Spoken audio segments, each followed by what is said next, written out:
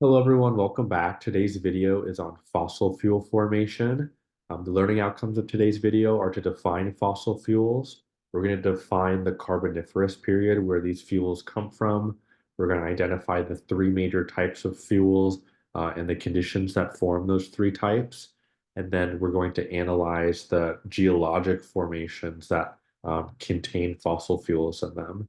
Here we have a photo of fossilized charcoal and coal. And so that kind of means um, back 100 million years ago, there was a fire and that created charcoal with some trees or plants. And that charcoal then was preserved in organic matter that then became coal later, which is pretty cool. The Carboniferous period is where all of the carbon in the fossil fuels that we use comes from. And so this was a period from 360 to 280 million years ago. So before the dinosaurs, the Earth was covered in swamps and things that look like trees. It was a very, very biologically active period. That's why there was just so much carbon taken up in organic matter full of organisms and plants. As these died, they were covered in sand and clay and then slowly broken down to yield the fossil fuels as we know them today, the oil, gas, and coal that we use every single day. So the types of fossil fuels that you would get out of this carbon life from the Carboniferous period um, depends on the carbon source originally, the temperature, and the heat that was applied to that organic matter. And that will tell you if you end up with coal, oil, or gas. So coal is separate, different from oil and gas in that it's made mainly of trees and plants that were exposed to extreme pressure under the earth once they got covered up. And that solidified the carbon matter into a coal brick, like a rock. A coal is a type of sedimentary rock, technically. Um, Oil and gas are formed from small microorganisms, and depending on the temperature that those are exposed to, so if it's a low temperature and a low pressure, you're going to end up with a heavier oil. Whereas if you expose it to a higher temperature and a higher pressure, you're going to end up with a gas, a natural gas, methane, and other gaseous hydrocarbons like carbon monoxide.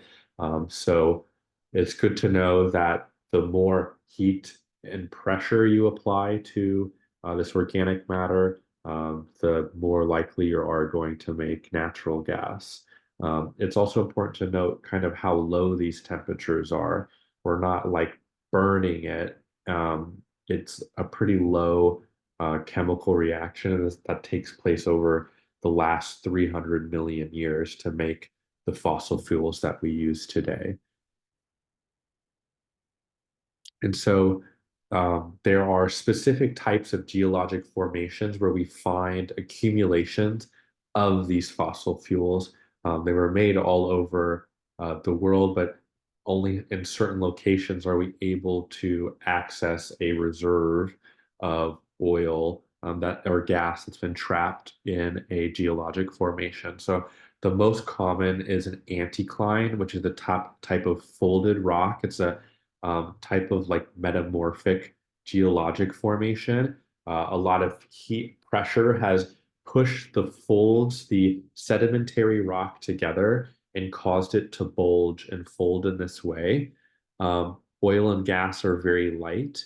And so in this permeable sandstone, which has water in it, the oil and gas want to rise up out of the water because they're so much lighter, less dense than the surrounding water. Um, if and that's when this cap rock comes into play.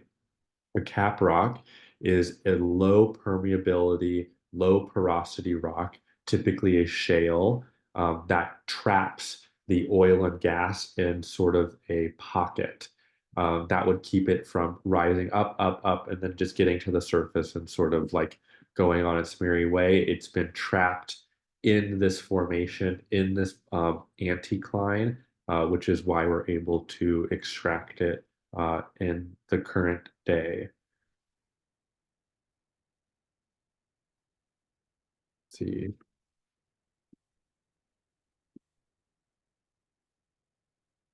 Huh, having trouble getting to the next slide.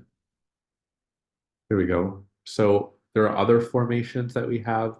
All of them essentially are oil or gas getting stuck under a low permeability rock in different ways. Here we have a fault. So an earthquake has happened, or some increased pressure has occurred in this layer of the earth that's caused a fault where the sedimentary layers, the rock layers split down some line, and that moves uh, the permeable layer to sit underneath an impermeable layer, which again traps the oil and gas in the same fashion as the anticline formation.